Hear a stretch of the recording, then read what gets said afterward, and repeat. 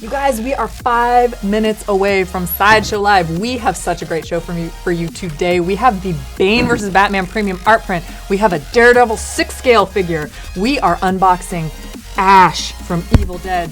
Ooh, I hit the mic. That's why we do these. Anyway, so we do Ash from Evil Dead, and he is unboxing, so we are giving him away, plus a special guest. A special guest is no axe? I can't have an axe. All right. We also have a very special guest coming into the studio today that we have not announced, so it's secret. Secrets. Anyway, come back in 5 minutes. We will be here. Sideshow Live. We'll be right back.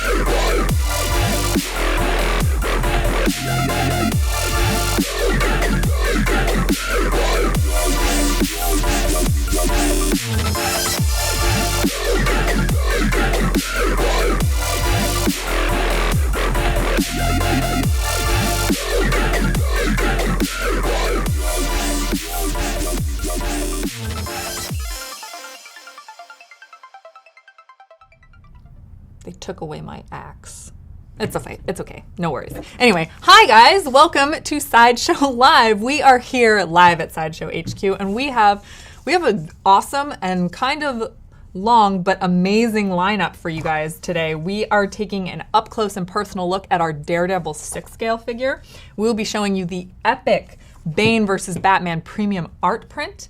We are going to be doing a groovy unboxing and giveaway of our Ash Williams 6-scale figure. That's right, Ash will be given away, like always. Go to sideshow.com/live contest and enter for your chance to win the Ash from Evil Dead giveaway. Do you know that they just hit their 30th anniversary of Evil Dead 2? Like, that's kind of spectacular. Those movies are so good. If you have not watched the Evil Dead series, I highly recommend doing it.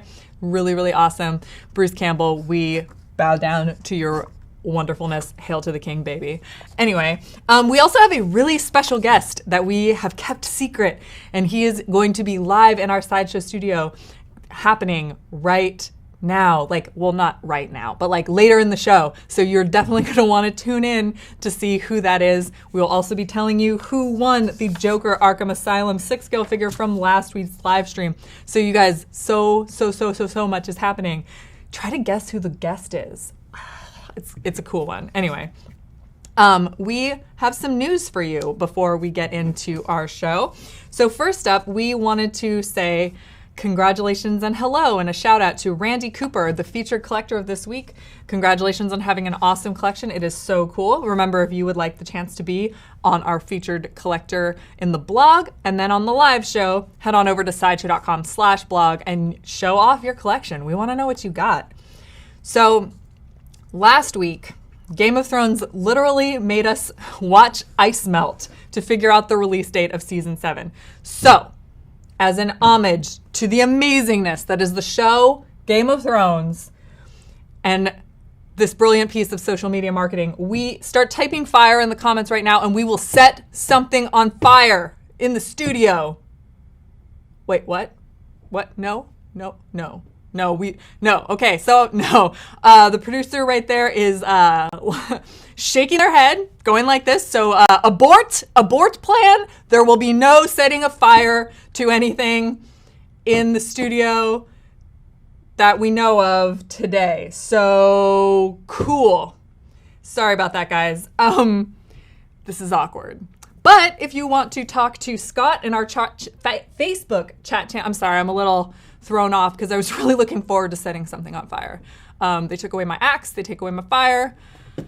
Guess we're just gonna do a show today. No special effects. Anyway, so talk to Scott in our Facebook chat channels. He enjoys collecting sunglasses and bossing people around. So everyone say hi to Scott. We have a quick commercial break for you, but when we come back, we will have the Daredevil 6-scale figure right here. You are watching Sideshow Live, and we will be right back.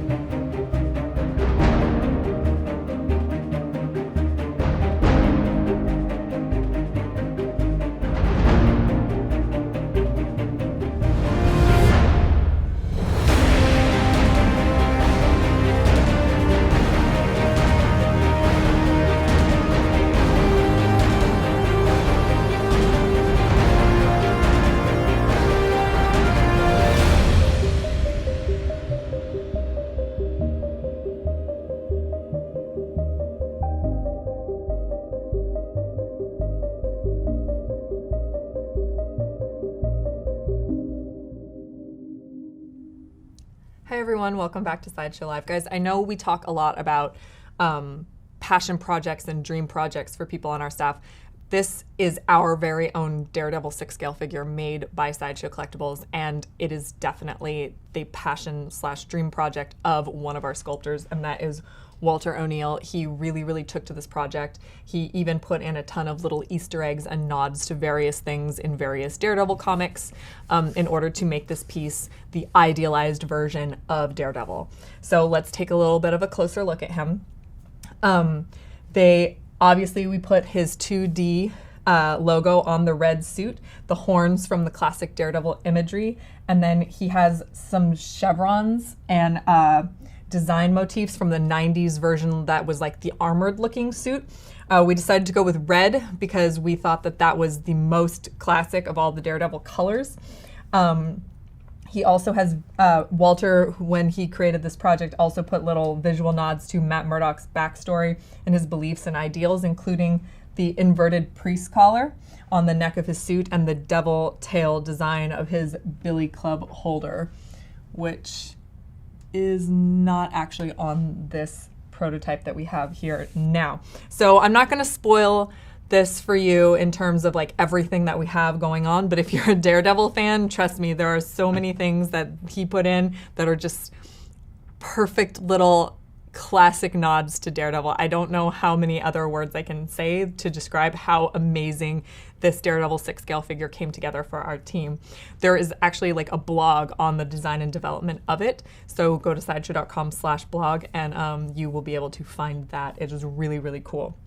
So he comes with a detailed masked portrait, a red fabric leather-like costume, a sculpted baton holder, sculpted elbow and knee protectors. He has dual billy clubs, a billy club staff, and a billy club nunchuck. He has sculpted boots and 4 sets of hands, and his exclusive is the classic transforming walking stick into billy clubs. So this piece is currently on pre-order on our website, so go to sideshow.com/daredevil to pre-order your very own Man Without Fear 6-scale figure. Now, we've got another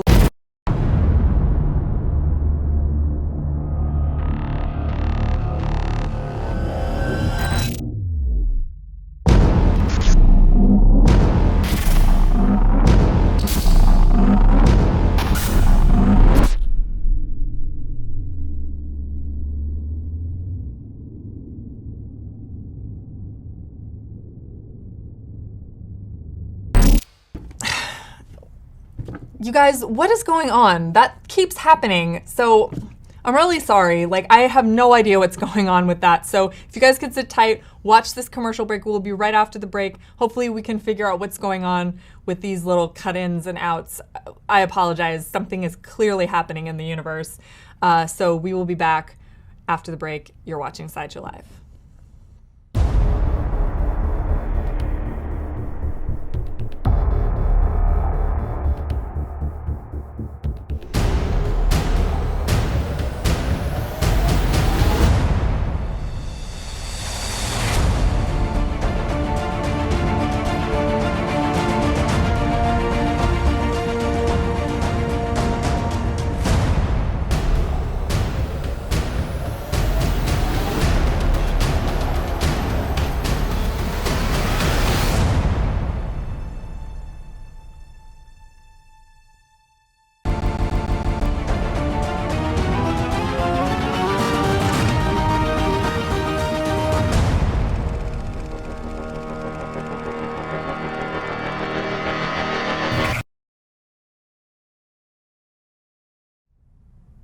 Hey guys, welcome back to Sideshow Live. We have another awesome limited edition art print to show you. This is an epic clash of DC Titans. We're talking Batman versus Bane, and it is the latest in our DC versus series. We did Wonder Woman versus Cheetah, we did Superman versus Lex Luthor, and this is obviously, they were all made to pair with our premium format figures. So of course it looks beautiful on its own, but if you wanted to get the Batman premium format and the Bane premium format to kind of, you know, display in front of it, that would be awesome and would look so cool and everyone would think you were awesome. So once again, we have the amazing pleasure of working with Dave Wilkins. Dave has worked with DC Comics, Dark Horse Comics, IDW, Marvel, Warner Brothers, Capcom, among others. You may remember the Lobo from a while back, that amazing piece of just all around awesome. Yes, Dave did that as well. So remember, these prints are very limited edition and they go very fast. So this one is hand signed by the artist, and so we're expected it to sell out really quickly. So it goes up for pre-order on March 20th. So be sure to set an alert and go to sideshow.com/BatmanVBane. Sideshow.com/BatmanVBane to secure your Batman versus Bane art print. We have a commercial break for you guys, and then afterwards we have a really special guest. It's really exciting. Again, go in the comments, talk to Scott, guess who it is, and we will be right back. You're watching Sideshow Live.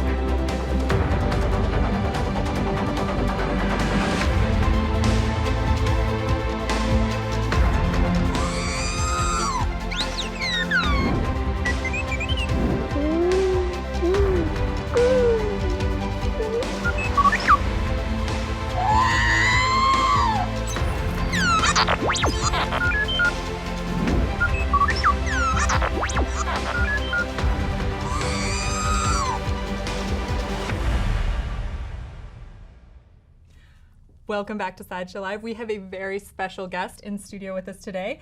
This is Mr. Sam Witwer. Hi, Sam. Hello.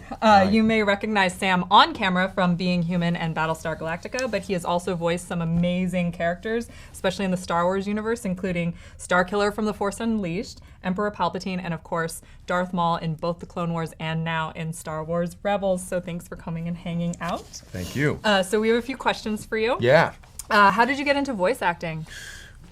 Through Star Wars, really. I mean, I was never trained to be a voice actor. I still don't know what I'm doing as a voice actor. I'm sorry, I keep looking at this guy. Well, I mean, why wouldn't you look at that guy? He's kind of amazing. Wow. Yeah, this is the first time we've shown the prototype of Darth Maul on the live show, and then also we thought it was appropriate to show it to Sam. And we hear that you're a big Star Wars fan, just a little bit. Yeah. Well, yeah. So basically, the way that my first voice acting gig was Star Wars: The Force Unleashed, and by that I mean that the Apprentice stuff, the Starkiller stuff, wasn't really that wasn't new to me because we were on camera. It was mocap, and it was so I was just acting with other actors, and I knew how to do that. But at some point I'm like, hey guys, so is Ian McDermott doing the Emperor for Force Unleashed? And they're like, no. I'm like, well, who are you getting? And they're like, we're not sure yet. And I'm like, well, you should get me. And they were like, what? And I was almost saying to myself, what? What am I doing? Because like I can't do that. Right. But I was like, but maybe, what if I could though?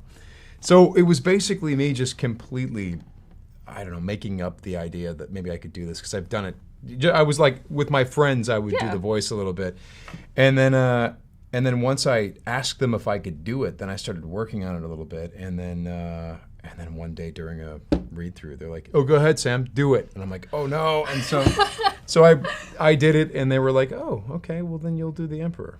And I've been doing him for video games and some animation and stuff ever since. Wow. I'm sort of Ian McDermott's understudy. Oh, okay. So when they can't get him, right? Which in. I said to him actually. Yeah. I met him at a con. I'm like, I'm you when they can't afford you. So that's kind of awesome. Yeah. So you kind of touched a little bit on the Force Unleashed and the mocap. So what was that experience like, being able to bring to life like a brand new character in the Star Wars universe? Really, really cool. By the way, is it weird that we're looking through Darth Maul? Should I move him? Sorry, pal. That's true. He's a good guy. He's a good guy. He's a good guy. Was it weird to be? What was the question? It was just, can you tell us about the experience of like Starkiller and creating a new character in the Star Wars universe? Just nerve-wracking. Anytime that you work for Star Wars, it's a little bit nerve-wracking because you know that if the fans don't like it, you're screwed. Well, luckily, the fans love Force Unleashed. Yeah. I was so happy that they did. Yeah. But it was terrifying. I remember we were trying to figure out the tone of Star Wars, and we would do a scene, and it wouldn't feel particularly Star Wars. Mm-hmm. And then I was like, guys, what if we try it again, but faster, more intense? And faster, more intense. Those are the only two directions that George Lucas gave on the original Star Wars. Exactly. Do it again, faster, more intense. So we would do it again, faster, more intense, and suddenly it felt like Star Wars. That's so awesome. that we kept trying to figure out what we could do to make a character that felt like he fit in that late 70s movie. That's awesome. And it was like, this scene, he should be a little bit more Luke's. We figured, okay, this is so geeky. We figured out a formula for Starkiller. Okay. And this is so weird. I've never done this for any other character that I've ever played, but we were like, okay, he is, let's see if I can remember what it was. He is 2 parts Han Solo, 1 part Indiana Jones, because there's a difference. Mm-hmm. There is a difference. 1 part Darth Maul, Okay. and then 1 part Luke Skywalker. And that was the key part. If you didn't get the Luke Skywalker part in there, the character didn't work. But that's how we figured it out. Yeah, that actually makes complete sense. Isn't that weird? Yeah, that does actually, like, because Doesn't make I it- played the game through, so I'm thinking, I'm like, yeah. 2 parts Han Yeah, Solo, 1 part Indiana Jones, 1 part Darth Maul, 1 1 part Luke Skywalker. So we were just mining Lucasfilm characters and be like, let's mix them up and make this Yeah. Oh, that's awesome. What a great formula. Yeah. And in that game, you went head to head with this guy. This guy. And Proxy, pretending he was this guy, but Yeah. he was this guy. Yeah. He was this guy. Darth Maul has evolved so much over the years, and he's so much more complicated than he was. Yeah. Can you tell us more of like his journey and what he's been through while you've played him? So nuts. None of us could have guessed that how this was all going to go. Because I started out on the Clone Wars playing a character named the Sun in the Mortis trilogy. Yeah. Mm-hmm. That's actually my favorite series of episodes in the Clone Wars. Oh, really? Yeah. Well, I'm happy to hear that. Yeah. It's sort of the mythological touchstone for both Exactly. Clone Wars and Rebels and stuff like that. There are even subtle references to it in Rebels episodes that have already aired. Stuff like that. Like, Twilight of the Apprentice, there's little Absolutely. nods to Mortis in Twilight of the Apprentice. So Dave Filoni hires me to play the Son, and then this is the first time I'd ever met the guy, and he's like, "Hey, what's up? Welcome to Clone Wars. Force Unleashed, great." And I remember that on the first day there was a scene between Matt Lanter and the actress who plays Shmi Skywalker. Anakin was having a scene with his mother, his dead mother. Yes. And he says something like, I have a wife. I want you to meet her. And wonderful scene. They played it really well. Lanter did a great job. It's and then heart-wrenching I to raised watch. my hand and I said, "Hey." And he's like, yeah, what's going on? I'm like, because they were about to move on to a new scene. And I was like, we kind of have to do that one again.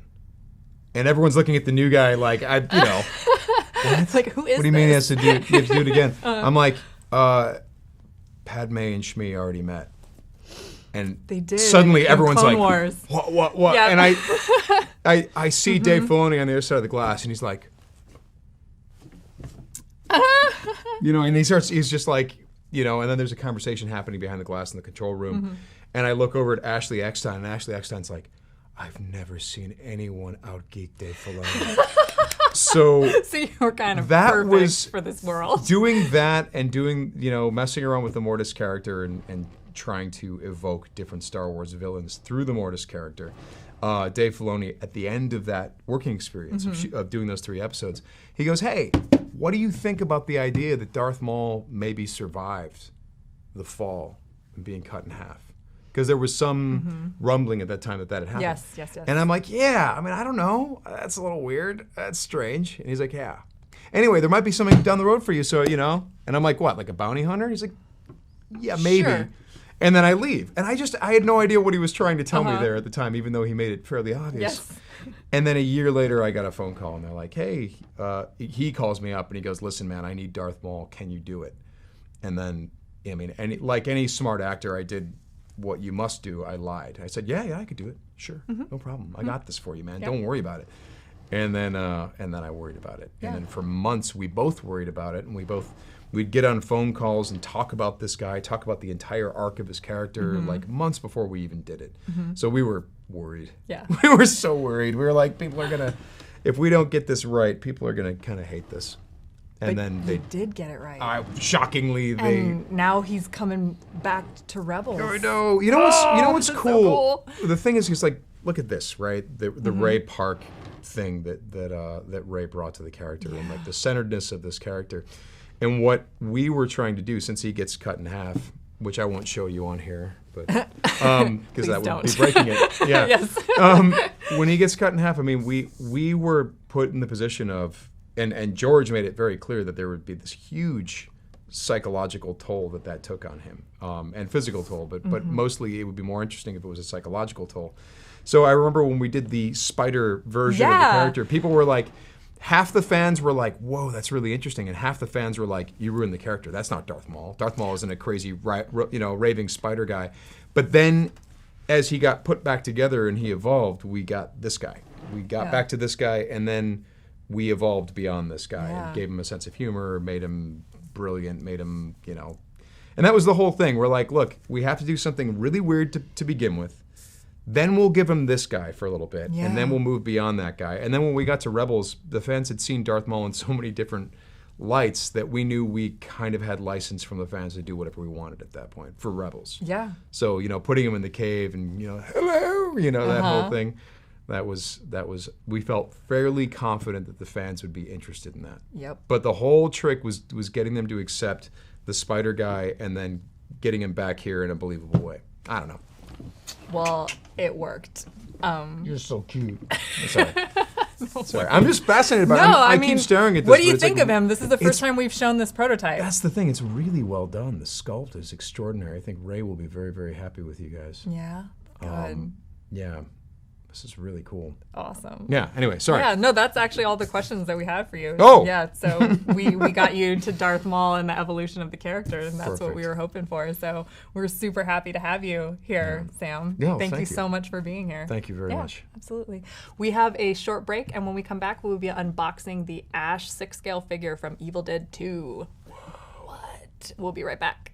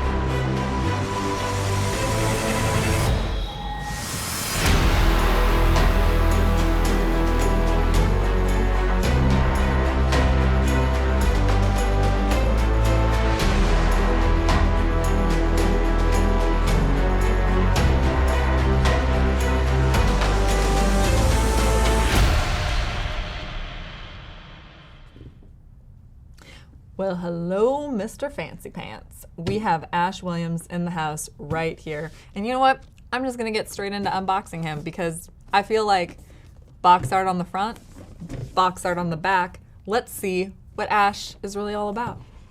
So I can't quite describe to you how much we adore Bruce Campbell in this office.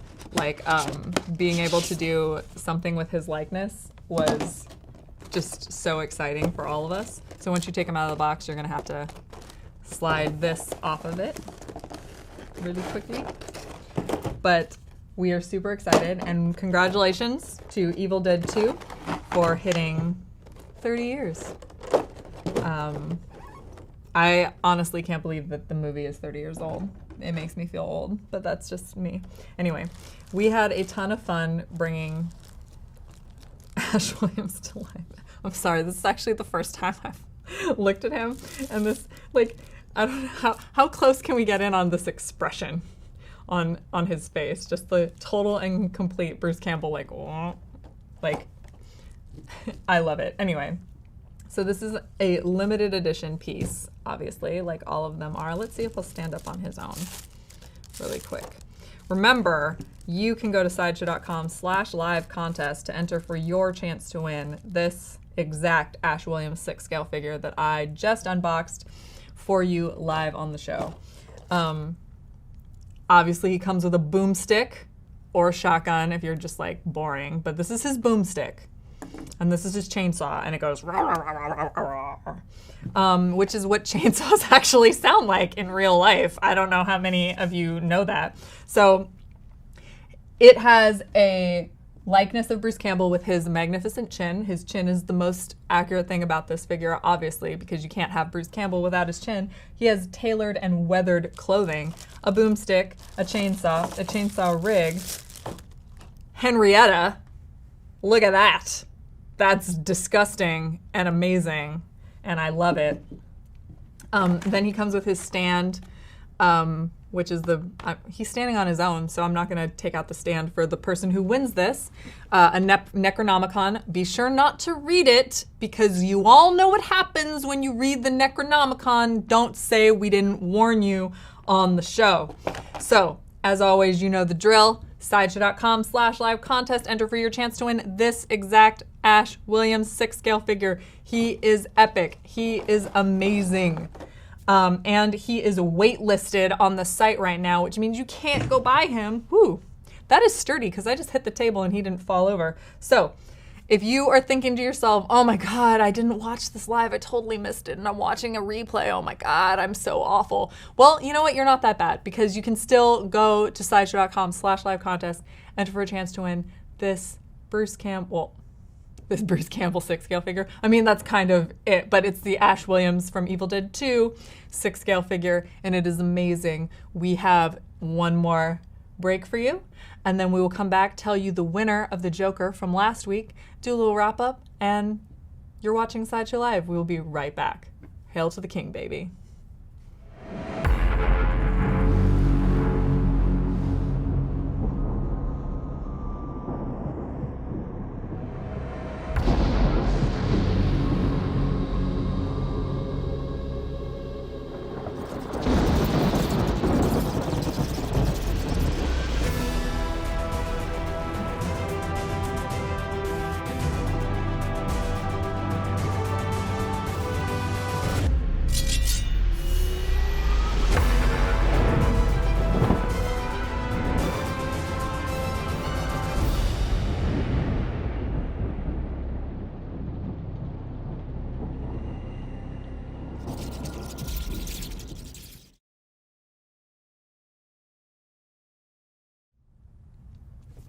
Thank you for watching Sideshow Live this week. Remember that amazing Joker Arkham Asylum 6-scale figure that had the, scenery that you could set up and, make him into a whole diorama type situation? Well, I'm going to tell you that Denny T, I cannot pronounce your last name, I'm so sorry, Texira from Canada, you have won the Joker 6-scale figure. I'm so sorry that I botched your name. But anyway, Denny, congratulations.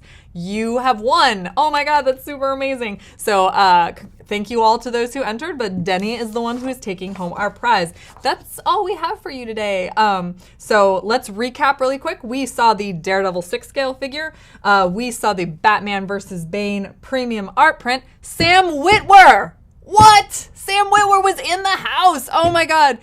Darth Maul was here, right here, live in studio. We are super excited to have him. Thank you so much, Sam, for taking the time to allow us to pick your brain about being part of the Star Wars universe. You are amazing. We unboxed Ash Williams and have one to give away to you, sideshow.com/live contest. We told you that Denny won the Joker Arkham Asylum. I am not allowed to set things on fire. I'm not allowed to hit things with an axe. I don't know what to tell you. That's what we have for you today. Stick around for one more video, and we will be back next week. Again, thank you so much, Sam, for joining us in the studio. You are watching Sideshow Live. We will be back next week. I have a dream that one day this nation will rise up and live out the true meaning of its creed, that all men are created equal. My parents got together in the late 60s, early 70s. Black dad, white mom, back in Ohio. This segregation had just stopped. So them living in Ohio wasn't necessarily a thing. That couldn't happen.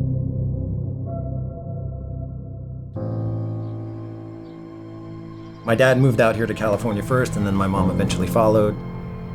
And I think it was very important to them that they, I don't want to say right the wrongs of their parents, but do things a little bit differently. A big one of that was not stifling the dreams of their kids, having them be realistic about what those dreams could turn into, but also encouraging them to be dreamers. My dad, he got it in his head that he really liked art and really wanted to be an artist of some kind, but I think then the reality of family and money and other people's expectations of what you should be doing with your life kind of reined in on him and made him change his course a little bit. And I think he really thought one day, I'll come back to it, and then it never really quite happened. My parents were gung-ho on me being an artist. They tried to foster that by just any kind of art-related stuff that was in the house. It wasn't until it was college time that I was like, okay, this is the time to get serious and figure out how I'm gonna walk this path. The stuff I like to do, there really wasn't the kind of outlet for it. I was into comic books and buff dudes and superheroes and monsters. The only avenues that were really out there that I thought were interesting, it was all editorial work. You were making the little illustration that sat inside the little corner of an article about some random thing in some magazine. That's where the money was. If being a professional artist translated into doing editorial work 24/7 and that was it, I had absolutely no interest in that. So it wasn't even an option for me. I was just crestfallen by the end of college. I just didn't know what I wanted to do, and I had no idea where I was headed. If I'm trying to do something art-related, I want to be happy with it. Finding an avenue where that could happen, it seemed impossible at that point. So it's okay, shelve it. What else am I gonna do? First job was working set construction at Disney, tutoring algebra and geometry, tutoring at a private Jewish middle school, video game testing, just whatever job presented itself, boom, let's take it. I wasn't really thinking about kind of the next move. I was just rolling with everything. In the back of my mind, I still had that artist at some point, until I hit 30. Then it's 30's an age. That's a milestone age. If I'm 30 years old and I'm still talking about the one day that I might do this thing over here, I'll get back to that one day. So I figured, okay, I either got to do it or stop talking about it. You have to consciously make that one day today. And then I just decided, okay, I'm going to work on a portfolio and I'm going to try and make a run at this. The goal was just to get better and just to add skills to the skill set. I started to meet some other professional artists, and a lot of them being sculptors. and started talking to them more, and I was just blown away by the work that they were able to do. Then that inspired me to like, okay, well, if I'm not setting the world on fire 2D, well, maybe I can try and get a name for myself 3D maybe. So by the time I got to Sideshow, I had this wealth of knowledge, and I was able to really talk intelligently about 2D work and 3D work. Being able to crack that nut and figure out a way to make a living as an artist, that's not necessarily an easy thing to do. This whole industry, it didn't really exist in this format when I was in college. Because as an artist, I like focusing on like the figure. So like this industry is kind of a godsend for me. Every once in a while, my dad will send me an email just to tell me how proud he is of me, that I'm essentially living the dream that he didn't have the chance to. My parents are very proud with where I've ended up, but also that I'm happy and it's working. And I think that's the important part. My name is Walter O'Neill, and I have a real job making art.